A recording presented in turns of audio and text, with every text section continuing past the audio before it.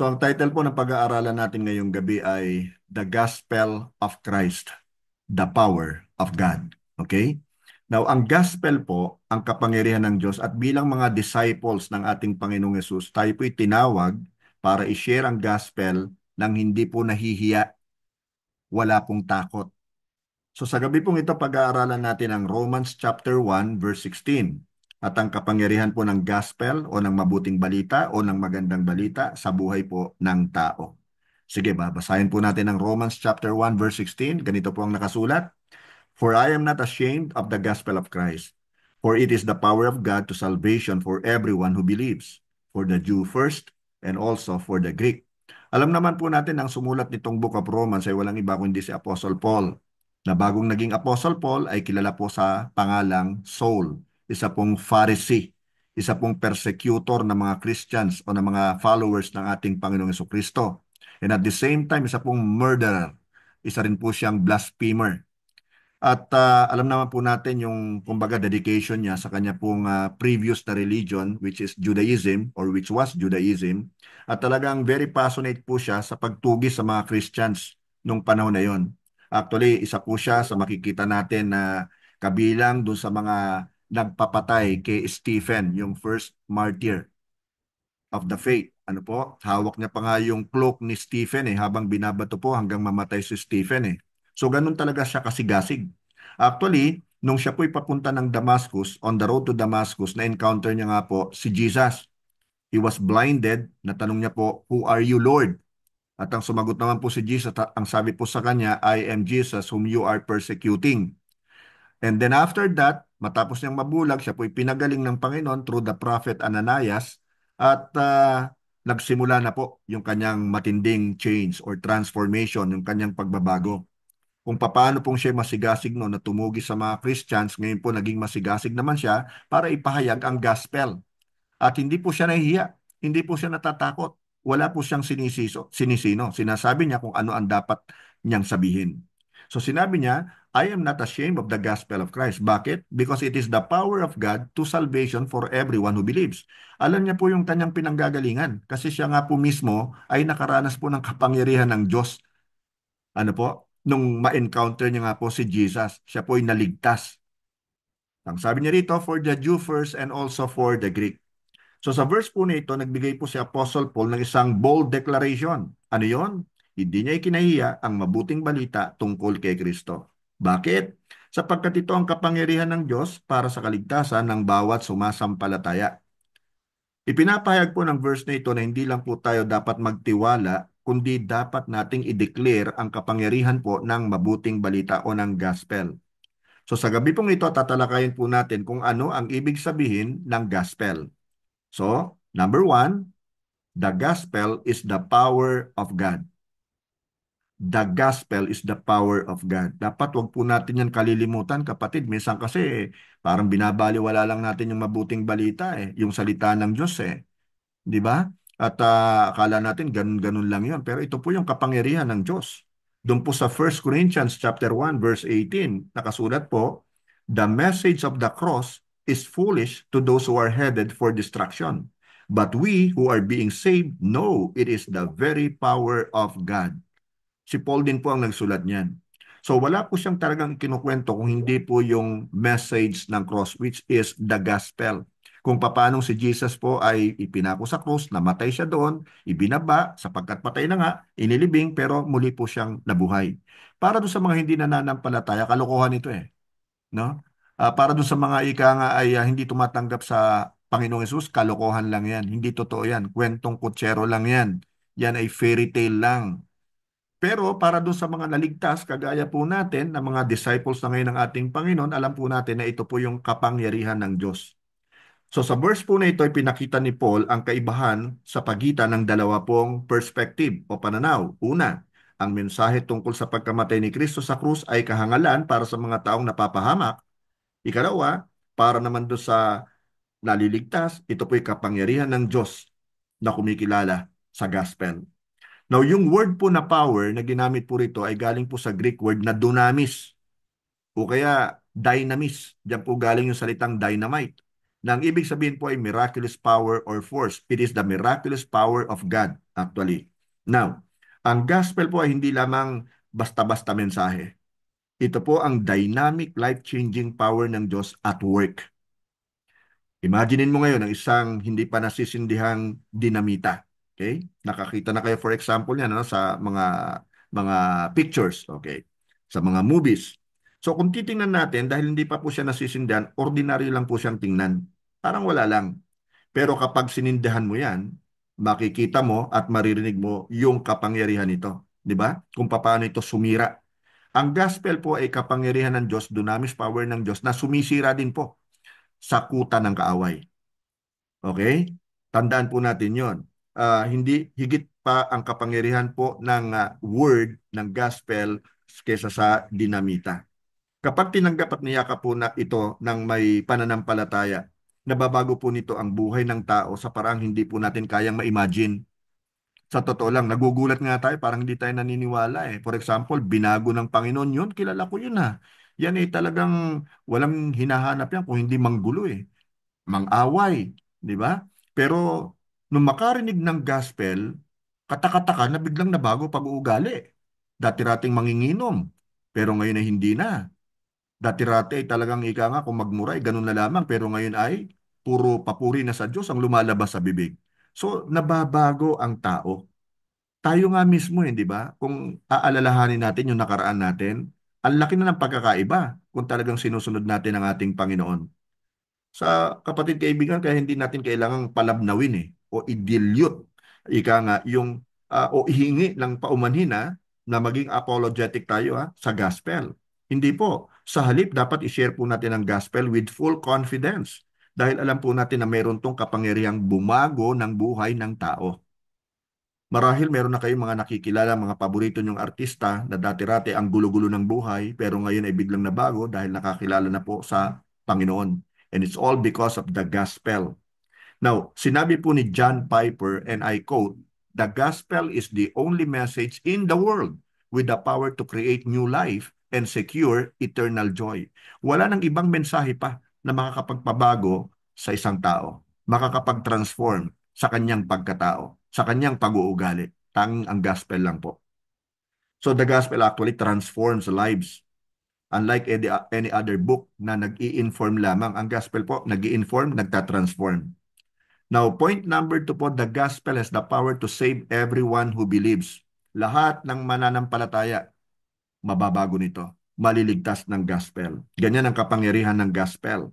Now, sa John chapter 3 verse 16, nakasulat po, "For God so loved the world that He gave His one and only Son, that whoever believes in Him shall not perish, but have eternal life." Ang gospel po o ang mabuting balita o magandang balita ay para sa lahat. Ito po ay para sa Jew at para din po sa Gentile. Alam naman natin po yung mga Jews or yung mga Hudyo, sila po yung chosen people ng Panginoon. Now, other than the Jews, mga Gentiles na po yan. For example, tayo Pilipino, tayo po ay considered as Gentile. Wala sa atin yung covenant. Ang covenant po ay nasa mga Hudyo. Kasama na rin po sa mga Gentile, yung mga Incheck, mga Hapon, mga Espanyol, yung mga Amerikano, and so on and so forth. Basta hindi ka Jew, you are considered as a Gentile. Pero ang mabuting balita, ang gospel po ay para sa Jew as well as the Gentile. Kaya tayo po ay kabilang na po doon. Ito po ay para sa babae, maging para sa lalaki. Ito po ay para sa bata at sa matanda. Ito po ay para sa mahirap, maging sa mayaman. May pinag-aralan o wala. Ang gospel po, again I say this, ay para po sa lahat, anuman ang kulay ng balat. Ang ibig ko pong sabihin, ang kaligtasan po ay available para sa lahat ng nagtitiwala po at tumanggap kay Jesus. Ang tanong ay ito, naniniwala ba talaga tayo sa kapangyarihan ng mabuting balita? Sa totoo lang, di ba? Dapat alam natin yon, ano? Isinishare ba natin ang gospel sa mga taong nasa paligid po natin? Lalo pa nga't alam natin na ito'y available naman pala para sa lahat. Nagagawa ba natin itong ibahagi sa kapwa natin o hindi? Kapatid, tandaan natin, ang gospel ay may kapangyarihan na iligtas ang sinuman na nananampalataya. Sinabi po ni Billy Graham, and I quote, "The cross demands a response. It is not simply a symbol to be admired, but a sacrifice to be received. Marami po tayong nakikita ngayon. Maaring kayo, meron kwintas na merong cross pendant o kaya bracelet, o kaya ay maging singsing, o kaya yung hikaw sa tenga na nagdadanggel, 'di ba? May cross din. At yung iba nga po nagpapatattoo pa ng cross. Pero ito po ay hindi para ika nga ay sabihin natin na palamuti lamang, 'di ba? Hindi para hangaan. No. Ito po ay isang sakripisyo. Si Jesus po ang nag-sacrifice doon sa cross of Calvary, ibinigay niya yung kanyang buhay, dumanak po yung kanyang dugo, at ang kailangan nating gawin lamang ay tanggapin natin yung sacrifice niya. Ganun lang po kasimple po. Yan ang ibig sabihin po ni Billy Graham. Now, point number 3, we must not be ashamed of the gospel. Huwag nating ikahiya ang mabuting balita, kapatid. Kung ikinahihiya mo pa rin hanggang ngayon and then you are considering yourself as a servant of the Lord, a follower or a disciple of the Lord, then think about it once again. Baka naman hindi pa, di ba? Kasi kung ikinahihiya mo ang gospel, tapos sasabihin mo, tagasunod ka ni Jesus, na sinusunod mo yung mandate niya sa atin, yung Great Commission to go and make disciples of all nations, pero hanggang ngayon ay tikom pa rin ang bibig mo na ipahayag ang mabuting balita sa mga taong nakapaligid sa iyo, na maaaring naghihintay lamang ng mensahe ng Panginoon para sila man ay maligtas din. Huwag tayong mahiya. Huwag natin ikaya ang gospel. Doon po sa book of Mark, chapter 8, verse 38, si Jesus mismo nagsasalita po dito. Pakinggan yung mabuti ang kanyang sinabi. It serves as a warning to all of us.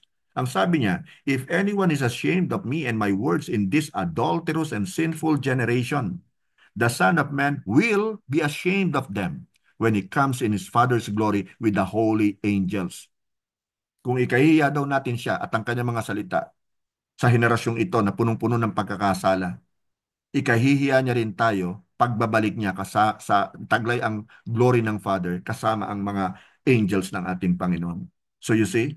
Pero kung hindi natin siya kahiya, ipinagmamalaki natin siya, anong sabi sa Bible? Ganun din naman, ipagmamalaki niya rin tayo. Nasa sa iyo na yon. Anong gusto mo mangyari? Ipagmalaki ka niya o ikahiya ka rin niya? Kung gusto mong ipagmalaki ka niya, ipagmalaki mo siya ngayon pa lamang. Kung gusto mong ikahiya ka niya, then, madali lang ang gagawin mo, ikahiya mo rin siya by not speaking about Him, by not talking about the gospel, by not sharing the word of God. Ganun lang kasimple yon, kapatid kaibigan.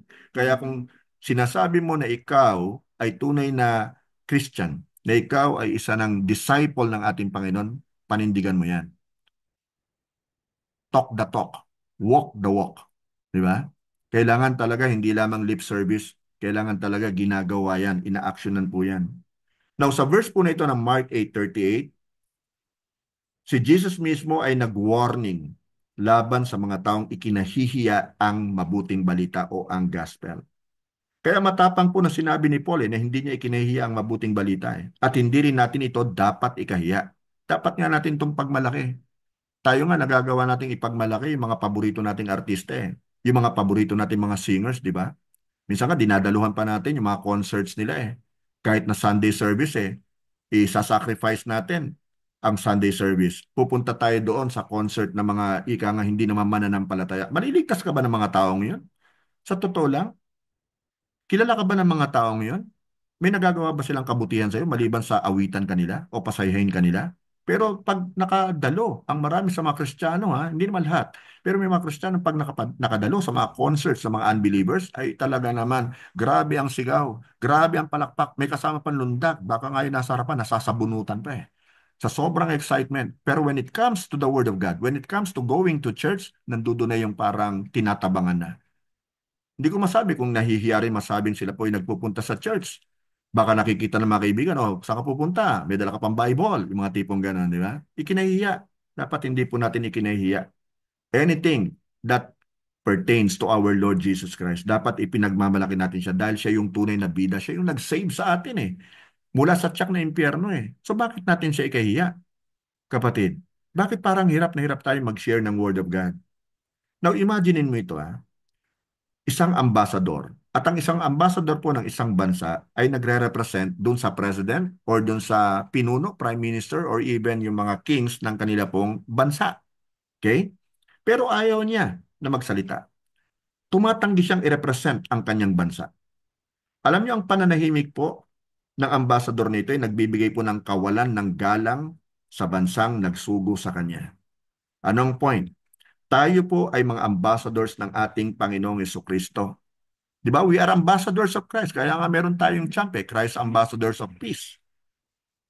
Now, tinawag niya tayo para hindi tayo matakot na i-represent siya at ang kanyang kariyan. Back up tayo ng power of heaven.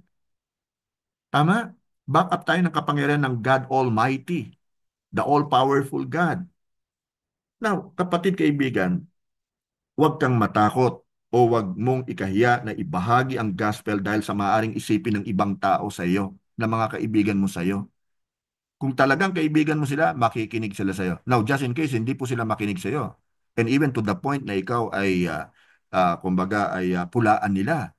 Yurakan ka nila, di ba? Ikaw ay kanilang pagsabihan ng hindi maganda sa pandinig ng mga salita, nakakapanakit ng damdamin, then so be it. Ibig lang sabihin nun, hindi talaga sila tunay na kaibigan. Ipakita pa rin natin sa kanila that we are concerned for their souls, na gusto natin talaga silang magkaroon ng kapayapaan sa kanilang mga puso't kaluluwa at magkaroon sila ng relasyon sa Panginoon.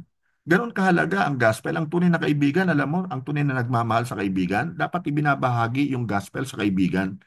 Kung talagang ikaw ay Christian, huwag naman yung lagi na lang sila yung nagyayaya sa atin na pumunta rito, pumunta roon, pero pagyayayain natin sa church, tayo ay laging tinatanggihan.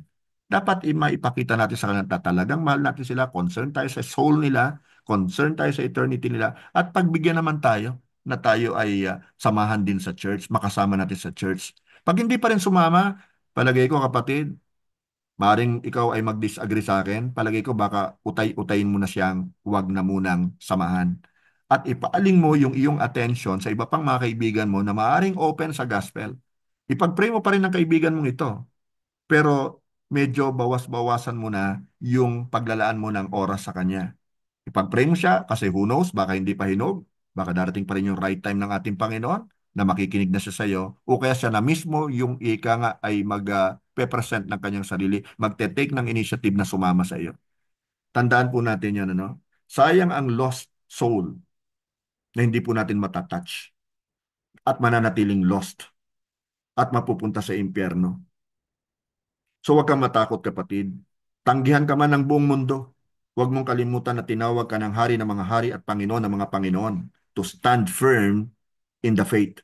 Fight the good fight of faith.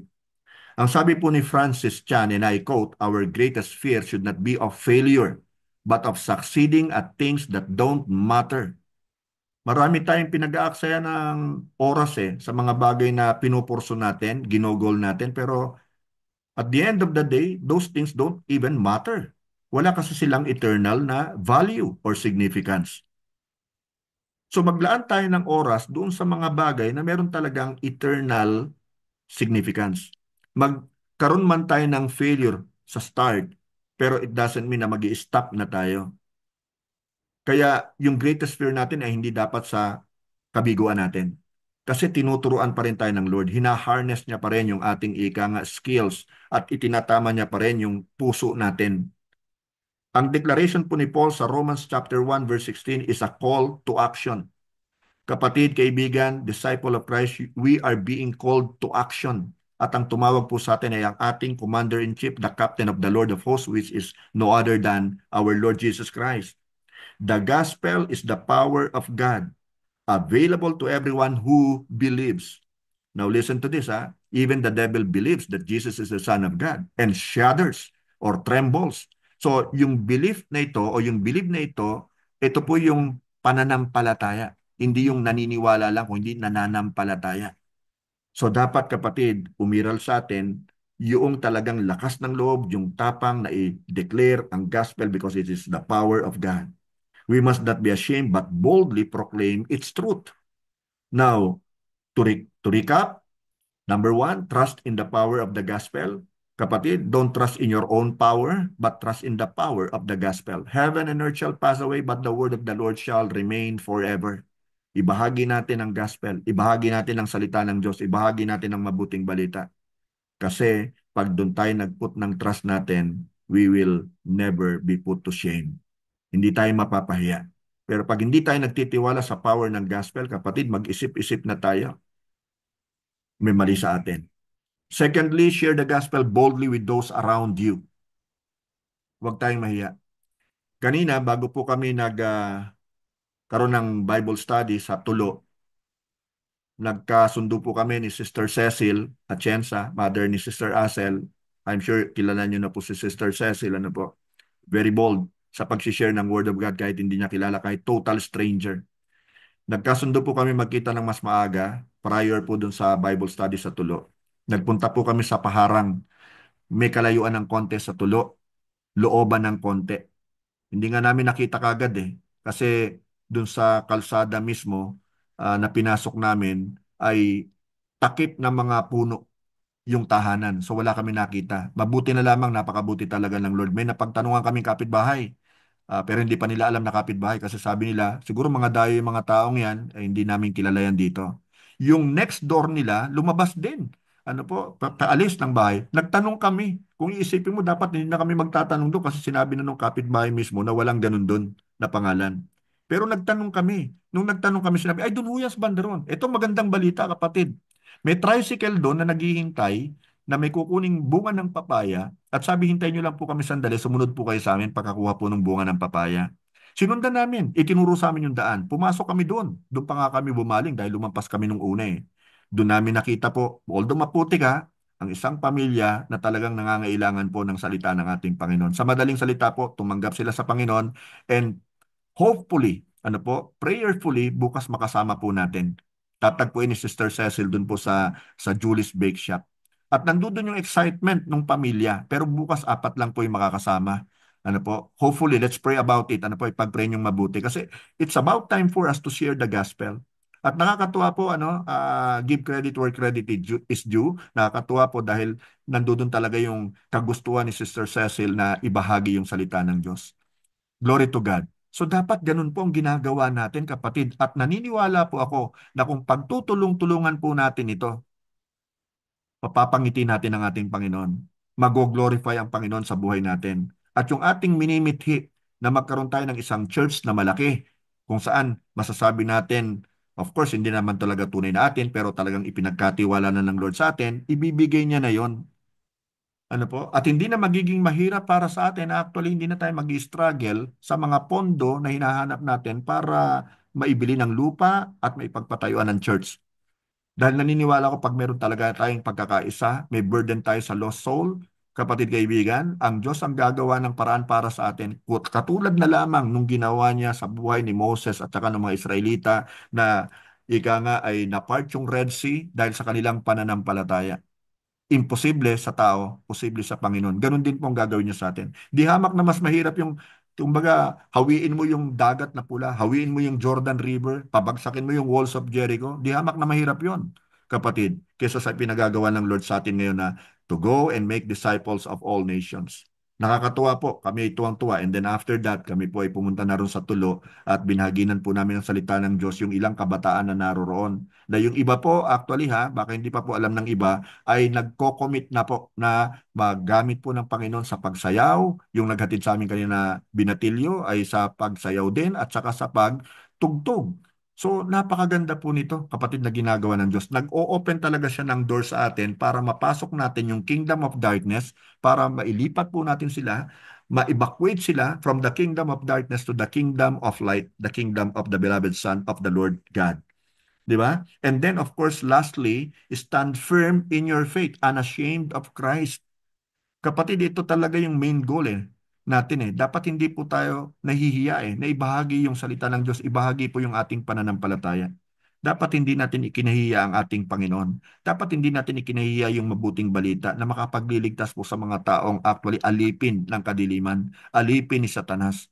Gumising na tayo mga kapatid, sa totoo lamang. Huwag tayong ika nga nag-serve lang sa Lord every Sunday. Huwag tayong makontento doon. Lumabas na tayo sa ating comfort zone. Ako po'y gumawa ng mga pinagtiyagaan ko talaga kahit na mahirap dahil iniisa-isa ko yung pagkakat po ng ating mga leaflets o ng mga roads to Roman road to salvation. Talagang ginagawa ko yun. Actually, dapat nga bibili ako kanina. Nawalan lang ako ng oras eh. Di ba? Para makagawa uli ako. Na ipamumudmud lang natin, ipamimigay lang natin sa mga taong nakakasalubong natin. Kanina nga nagulat ako kay Sister Cecil dahil sabi niya wala na raw siyang ganoon. Yung road to A Romance Road to Salvation. Sabi ko, bibigyan ko po kayo bukas. Dahil pag may makakasalubong pala siya, binibigyan niya. Hindi naman siguro nababawasan yung pagkatao po natin pag tayo pinamimigay ng ganun. Yung iba nga, nagbibigay ng solicitation letter, hindi nahihiya, di ba? Eh tayo po, hindi naman solicitation letter eh. Ang binibigay natin sa kanila ay maaring way towards their salvation. Kaya kapatid, sana wag nating hayaan na yung mga pinamimigay natin na yan, iniiwanan lang sa silya o kaya nalalaglag na lang sa sahig ng ating church. Di ba? Pagpapakita rin nyo ng kawalang galang sa ating Panginoon. Tandaan nyo kapatid, ang mga ginagawa natin ito ay all for the glory of God at dapat talagang sumiksik sa ating puso na matanim to ng malalim sa ating puso hanggang sa mag-ugat para po mapalawak pa ang kaharian niya dito po sa lupa. So please, never be ashamed of the gospel of Christ. Amen. Glory to God. Maraming salamat po, mga kapatid. Thank you, Lord. Hallelujah.